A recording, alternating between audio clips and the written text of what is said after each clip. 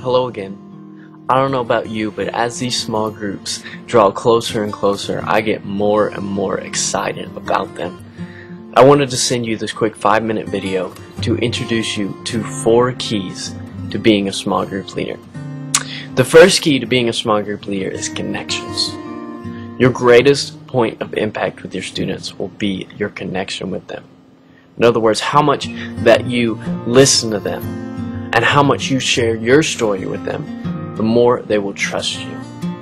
The more they trust you, the more that your life will impact theirs. And that's what these small groups are all about. So please make your connection a priority. Your small groups should be a place where the students feel comfortable being candid and honest.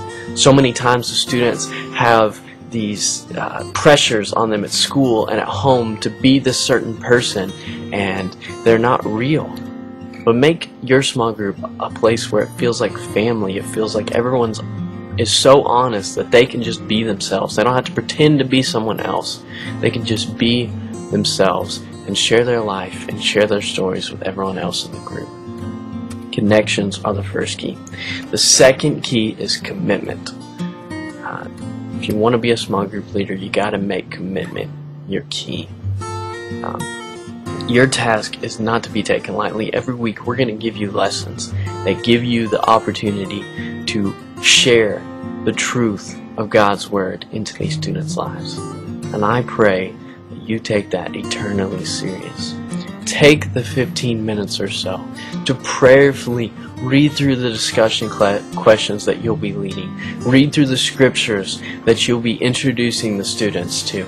And just pray over that and ask God, what is it that these students need to hear? What do I need to speak into their lives? How can I listen to them more? How can I connect with them? What direction should I go in?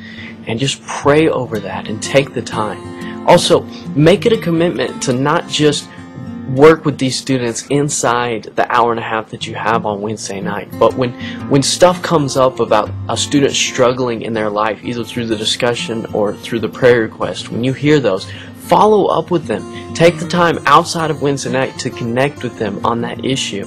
And when the students start to see that you care about them enough to connect with them outside of the hour and a half on Wednesday night, they'll start to see that they can trust you, that you really care about them, that you're not just obligated to do these things on Wednesday night and that's why you're doing it, but they'll really start to see that, they care about me and I can trust them.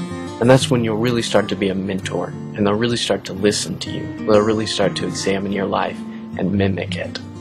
And that's what these small groups are all about. The third key is authenticity. Be real with these students.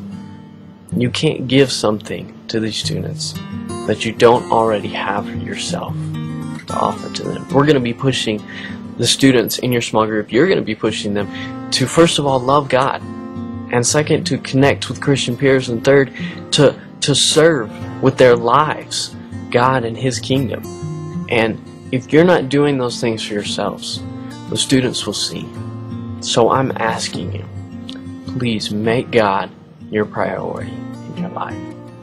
Fall in love with God first and foremost, above your family, above your friends, above your work, above even what you do at church. Make God your priority. When you start to do that, you'll see that everything will start to be so much easier for you, especially leading small groups.